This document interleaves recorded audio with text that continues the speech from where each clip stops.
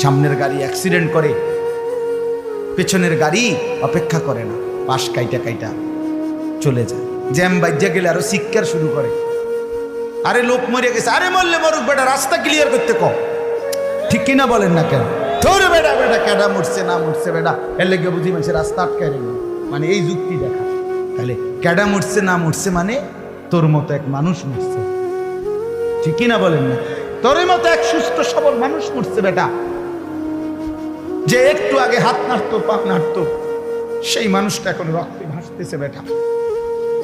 পাত্তাও নাই, কিসের সময় কার হাতে সময়? সবাই মেশিনের মতো যন্ত্রের মতো দৌড়াইতেছে। রাস্তায় দেখেন না সিএনজি অটো কি করে সবাই, কারো হাতে সময় নেই। ঠিক কিনা বলেন?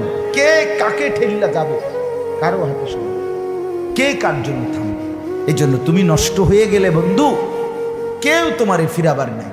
তোমার জন্য ভাববে কেউ, ডাকবে কেউ, কাঁদবে কেউ নাই। আরে আপন মা বাপের তো খবর নাই এখন। আপন বাপ সাইয়া রইছে, দেখে তার ফুতে আজকে 6 বছর 9 বছর এক ওয়াক্ত নামাজ পড়ে না, এবড়া বই বিড়ি খায়, বন খায়, চা দিয়া ভিজাইয়া খায়।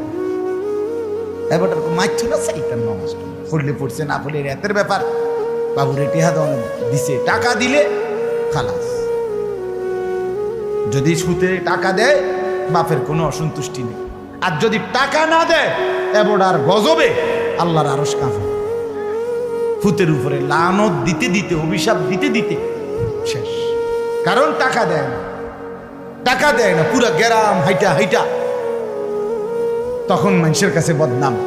এই ফোলাগারে মানুষ করছি আমি, এই ফোলার লাগিয়া জীবন যৌবন শেষ করছি, 12 লাখ টাকা সুদে লইয়া তারে আমি নিজে বিদেশ পাঠাইছি। কত বড় নেয়ামতের কথা।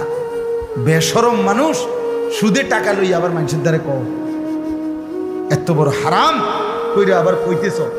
হ্যাঁ, 12 লাখ টাকা দিয়ে ফোলা বিদেশ পাঠাইছি আমি, কিস্তি লইছি আমি, সুদে লইছি আমি, আর অন ফোলা একটা টাকা দেয় না।